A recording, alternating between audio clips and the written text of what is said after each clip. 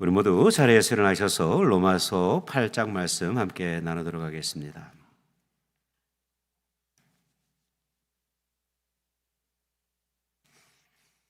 로마서 8장 28절에서 39절까지 말씀 한 절씩 돌아가면서 교독하겠습니다. 제가 먼저 읽습니다.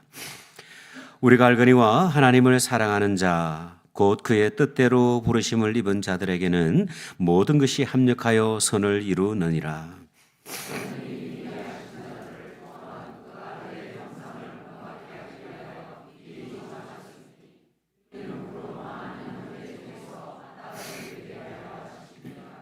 또 미리 정하신 그들을 또한 부르시고 부르신 그들을 또한 의롭다 하시고 의롭다 하신 그들을 또한 영화롭게 하셨느니라.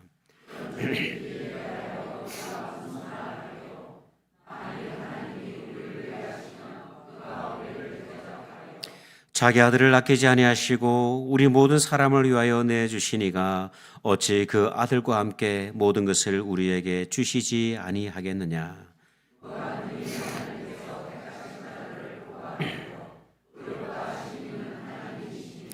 누가 정죄하리요? 죽으실 뿐 아니라 다시 살아나신 이는 그리스도 예수시니 그는 하나님 우편에 계신 자요 우리를 위하여 간구하시는 자시니라.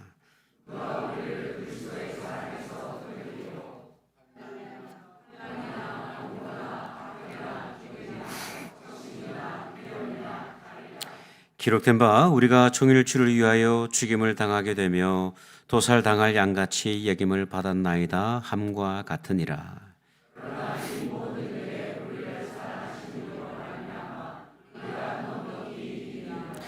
내가 확신하노니 사망이나 생명이나 천사들이나 권세자들이나 현재일이나 장래일이나 능력이나 높음이나 깊음이나 다른 어떤 피조물이라도 우리를 우리 주 그리스도 예수 안에 있는 하나님의 사랑에서 끊을 수 없으리라.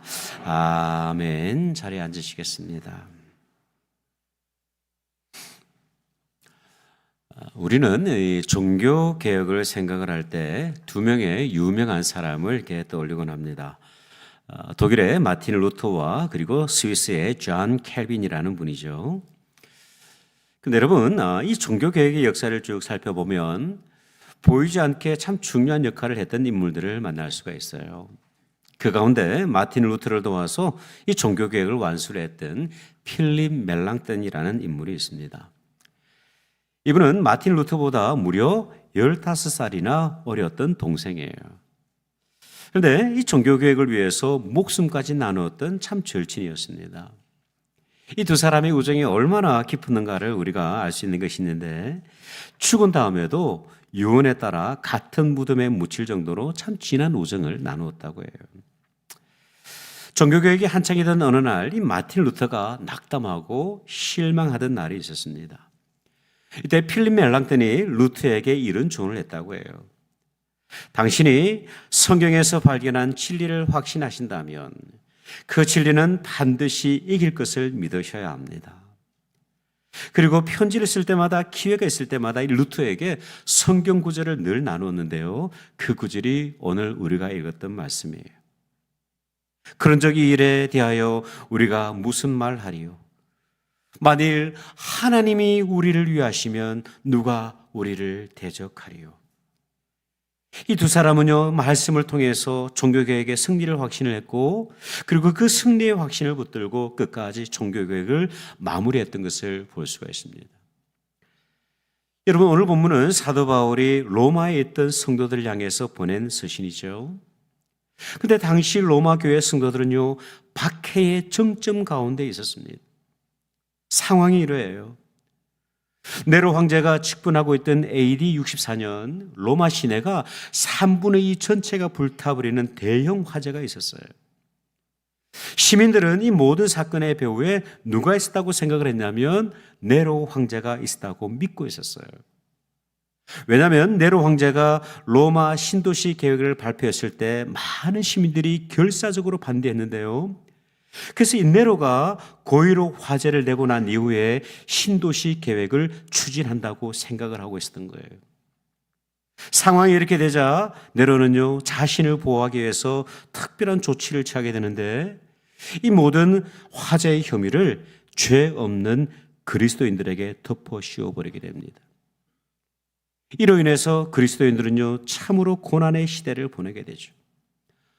저 여러분이 역사의 기록을 통해서 알듯이 기독교인들을 불에 태워 죽입니다. 맹수들의 먹이로 그리스도인들을 사용을 합니다. 심지어 그리스도인들을 원형 경기장 안에 넣은 후에 사자들을 풀어서 사자들의 밥이 되게 하는 악행을 저지르게 되죠. 그야말로 이 초대교회 그리스도인들은요, 핍박과 박해로 얼룩진 시대를 살고 있었던 거예요.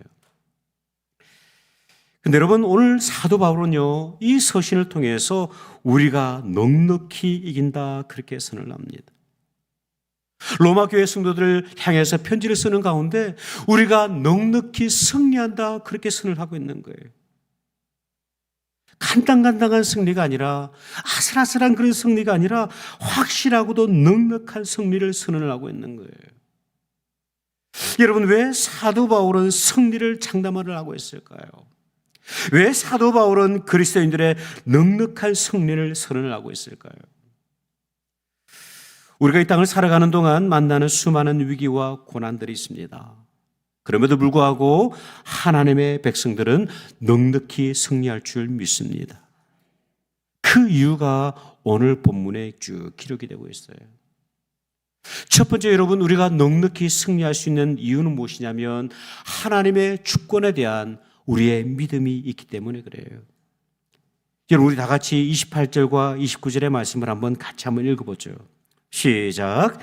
우리가 알거니와 하나님을 사랑하는 자 곧 그의 뜻대로 부르심을 입은 자들에게는 모든 것이 합력하여 선을 이루느니라.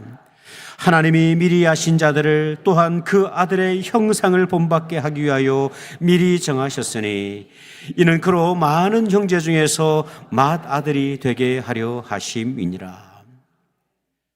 여러분, 저와 여러분이 알고 있는 것이 있어요. 사도 바울이 알고 있는 것이 있고요, 로마 교회 성도들이 알고 있는 것이 있는데, 그것은 뭐냐면 하나님께서 택하시고 하나님께서 부르시고 하나님께서 제사하시고 하나님의 자녀로 부르신 모든 자들에게는 모든 일이 합력하여 선을 이루신다는 사실입니다.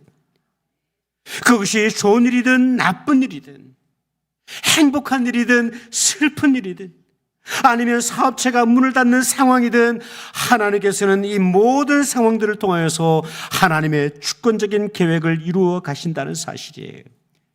그 선하신 계획을 우리가 신뢰하고 믿기에 우리는 승리를 의심하지 않는 것입니다. 여러분, 사도행전 8장을 보면요, 참 가슴 아픈 이야기가 있어요. 스데반 안수 집사의 순교를 기점으로 이 예루살렘 교회가 극심한 핍박을 받게 됩니다.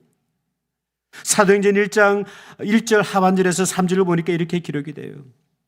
그날에 예루살렘에 있는 교회에 큰 박해가 있어 사도 외에는 다 유대와 사마리아 모든 땅으로 흩어지니라. 경건한 사람들이 스데반을 장사하고 위하여 크게 울더라. 사울이 교회를 잔멸할새 각 집에 들어가 남녀를 끌어다 옥에 넘겼다 기록을 합니다.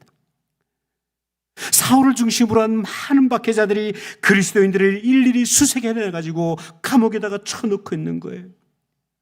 스데반 집사의 그 순교를 바라보면서 성도들은요, 통곡합니다. 함께 모였던 그 공동체가 흩어짐으로 인해서 깊은 탄식 가운데 통곡을 하기 시작을 하는 거예요. 더 이상 아무런 소망이 없어 보입니다. 그런데 여러분, 이어지는 4절과 5절을 보면요, 참 놀라운 기록이 있어요. 그 흩어진 사람들이 두루다니며 복음의 말씀을 전할새 빌립이 사마리아 성에 내려가 그리스도를 백성에게 전파하였다 기록을 합니다. 이 흩어졌던 사람들이 두루두루 다니면서 비로소 복음을 전하기 시작을 하는 거예요. 이방인들에게 복음을 전하기 시작을 하는 거예요. 심지어 빌립 안수 집사님은요, 모든 사람들이 두려워하고 외면하던 그 사마리아 땅, 정말 저주의 땅으로 불리던 그 위험한 천만한 땅에 내려가서 복음을 전하기 시작을 하는 거예요. 그리고 이렇게 흩어진 사람들이 안디옥에 모여서 교회를 세우게 되죠.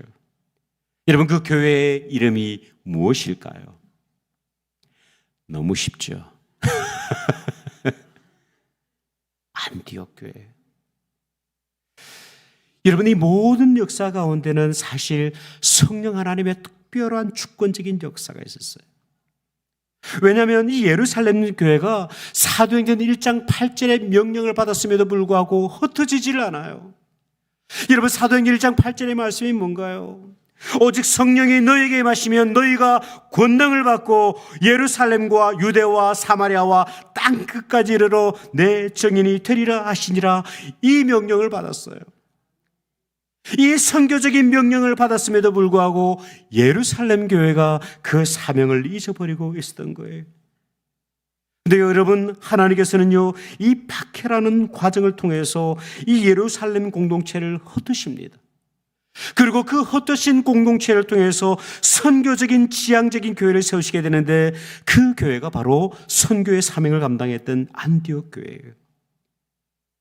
여러분, 사도행전 13장 1절에서 3절을 보면 이 안디옥 교회가 어떻게 선교의 사명을 감당했는지 그대로 기록을 하고 있어요.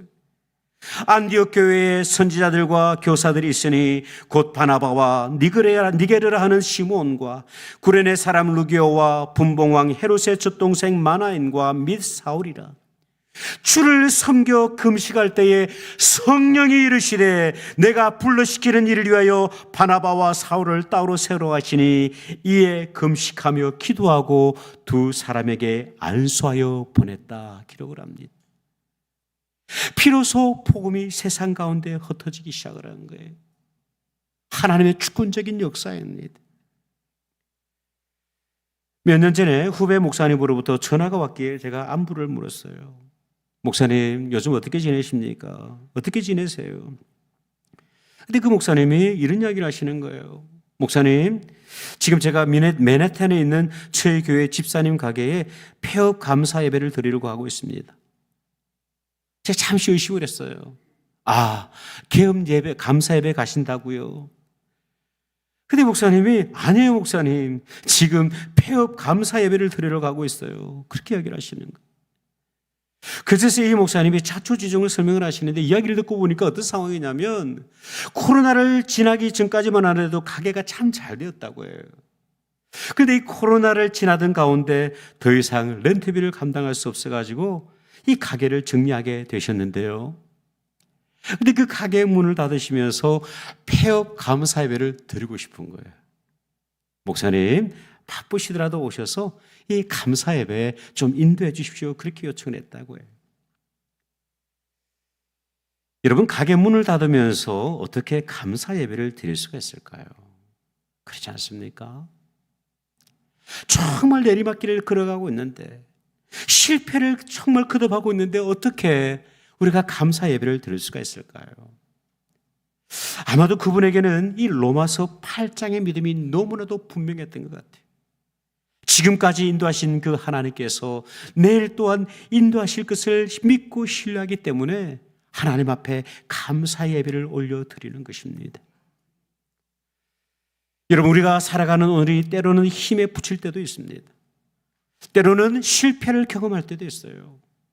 여러분, 우리 그리스도인들은 늘 넉넉히 승리하는 인생입니다. 그 이유가 무엇이냐면 우리가 하나님의 손에 붙들려 있기 때문에 그래요. 그리고 하나님의 주권적인 계획이 저와 여러분의 삶 가운데 오늘 이 시간에도 역사하고 계시기 때문에 그렇습니다. 두 번째, 우리가 넉넉히 승리할 수 있는 또 다른 이유가 있는데요. 하나님의 선물에 대한 믿음이 우리 가운데 있기 때문에 그렇습니다. 여러분, 우리에게는 하나님의 주권에 대한 믿음이 있어요. 이런 우리에게 본문은 하나님의 그 주권에 대한 객관적인 증거를 제시를 하고 있는데요. 여러분, 그 증거가 무엇일까요? 오늘 본문 31절 32절을 보니까 이렇게 기록이 됩니다. 그런즉 이 일에 대하여 우리가 무슨 말하리요? 만일 하나님이 우리를 위하시면 누가 우리를 대적하리요? 자기 아들을 아끼지 아니하시고 우리 모든 사람을 위하여 내어주시니가 어찌 그 아들과 함께 모든 것을 우리에게 주시지 아니하겠느냐? 여러분, 하나님의 주권 안에, 하나님의 사랑 안에 있음을 확인할 수 있는 분명한 증거가 있는데요, 그 증거가 무엇이냐면 우리를 구원하시기 위해서 십자가에 죽임당하신 예수 그리스도이십니다. 그 예수 그리스도를 하나님께서 우리에게 선물로 주신 거예요. 여러분, 이 사실에 근거해서 우리는 그 어떤 고난과 어려움 가운데서도 넉넉히 승리할 줄 믿습니다. 왜냐하면 하나님의 사랑이 너무나도 진실하시기 때문에 그래요. 독생자 예수 그리스도를 우리에게 내어주신 그 하나님께서 어찌 저와 여러분의 인생을 방관하고 계시겠습니까? 언제가 제 친척 가운데 한 분이 이런 제안을 하시더라고요. 이분은 자녀가 없어요. 결혼하셨는데 자녀가 없어요. 이분이 하시는 이야기가 뭐냐면, 아이들 키우기가 힘이 들면 한 명만 자기 집에 보내라는 거예요. 저희 집에 애들이 많잖아요. 그렇죠? 수두룩해요. 본인이 잘 키워서 꼭 다시 보내줄 테니까 걱정하지 말고 한 명을 보내라는 거예요. 사실 그분의 제안은 진심이에요. 제가 너무나도 잘 알죠. 그 제안을 듣고 잠시지만 상상을 해봤어요. 내가 보내야 한다고 한다면, 한 명을 보낸다고 한다면 누구를 보낼까? 첫째 딸 사랑이를 생각해 봤습니다. 사랑이는 안 돼요. 왜냐하면 결혼 생활 6년 만에 처음으로 가진 딸 아닙니까? 이 딸이 너무 귀해가지고요, 아이들 이름을 짓는데 그냥 지을 수가 없는 거예요. 그래서 집사람하고 저하고 기도원에 일주일 동안 들어갔어요. 기도하면서 이 아이 이름을 지었어요. 얼마나 소중했는지. 도저히 보낼 수가 없어요.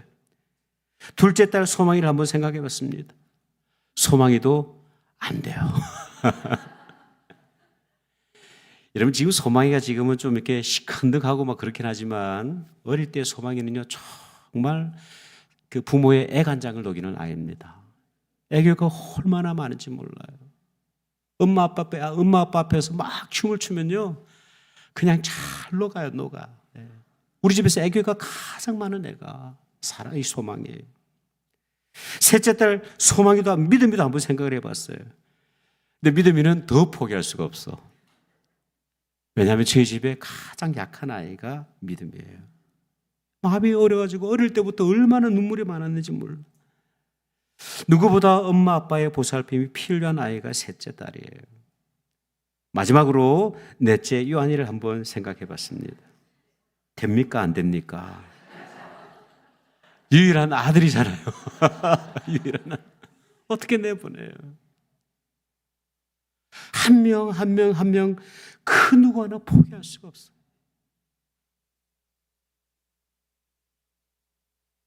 그런데 여러분, 우리가 믿음의 눈을 열어서 2000년 전 역사로 한번 돌아가 보시기 바랍니다.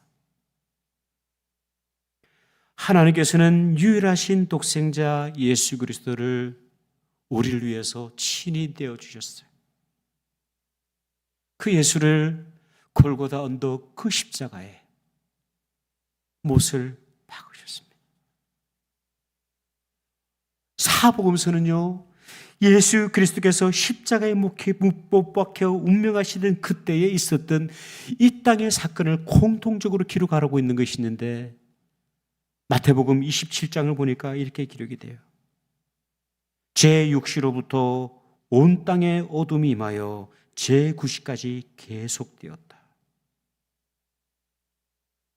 유대 시간으로 6시부터 9시, 우리가 사용하는 로마 시간으로 오후 3시에서 저녁 6시까지 온 땅이 어둠으로 가득한 거예요. 여러분, 예수님께서 십자가에서 운명하시던 그날 오후, 정말 화창해야 될 이 땅에 어둠이 가득했습니다. 여러분, 그 어둠의 의미가 무엇일까요? 독생자를 상실하신 하나님의 그 탄식이 자연현상 가운데 그대로 드러난 거예요. 여러분, 이러한 사랑이, 예수 그리스도를 우리에게 선물로 주신 그 하나님의 사랑이 있는데 어찌 우리가 낙심하고 좌절하고 실패하겠습니까?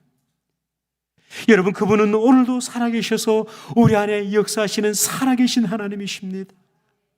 우리가 하나님을 예배할 때 성령으로 감동하시잖아요.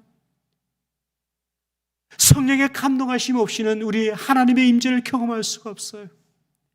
그 하나님의 사랑이 지금 이 순간에도 우리 가운데 역사하고 계시는데, 우리가 어찌 인생의 크고 작은 문제로 인해서 낙심하며 절망하며 고통 가운데 있겠습니까?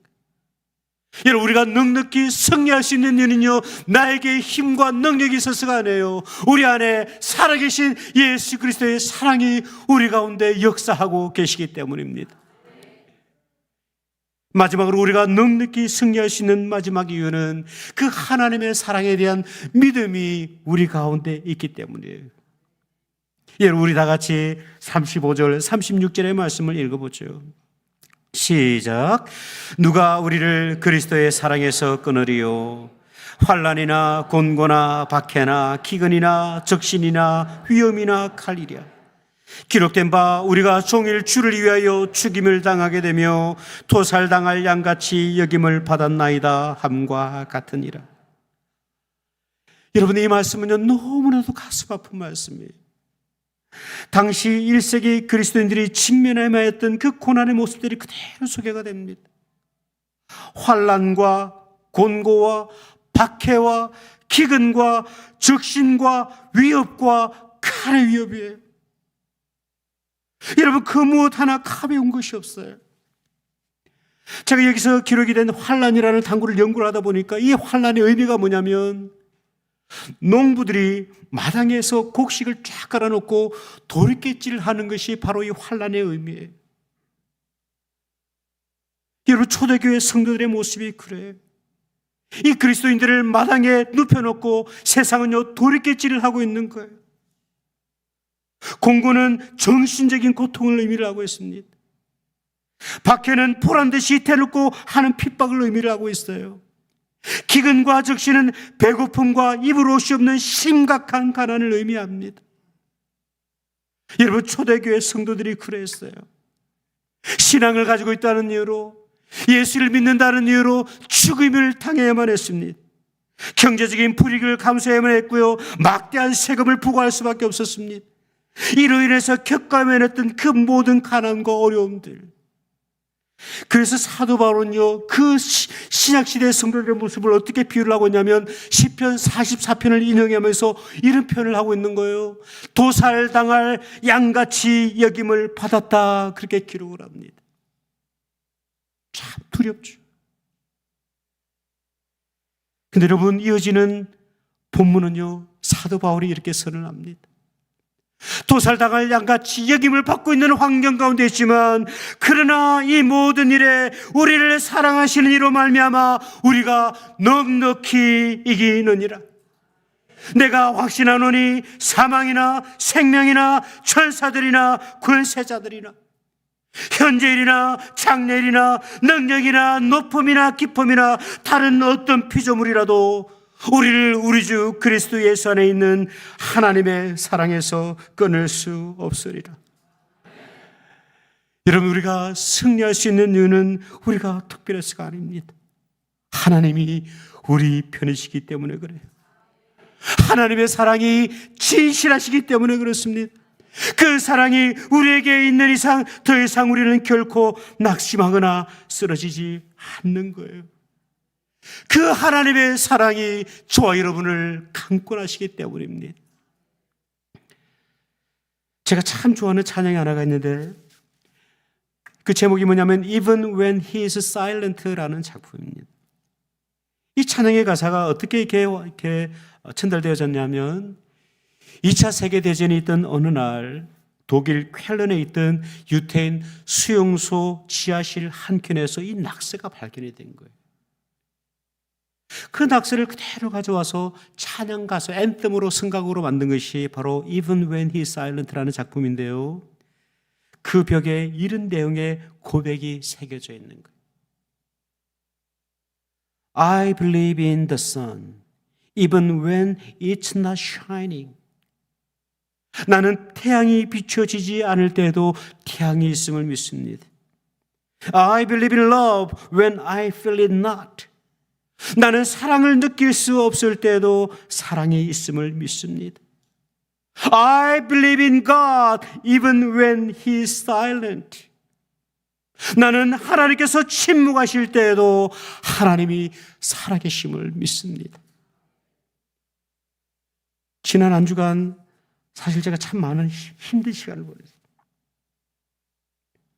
여러 성도님들을 만나서 교제를 하는데 그분들이 가지고 있는 아픔이 너무나도 큰 거예요.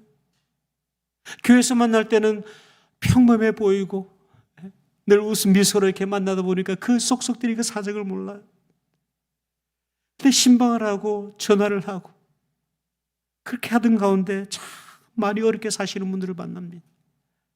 건강의 어려움, 관계의 고통, 정신적인 어려움, 실직으로 인한 그런 두려움, 경제적인 어려움, 그 모든 이야기를 듣는데요 참 낙심이 돼요.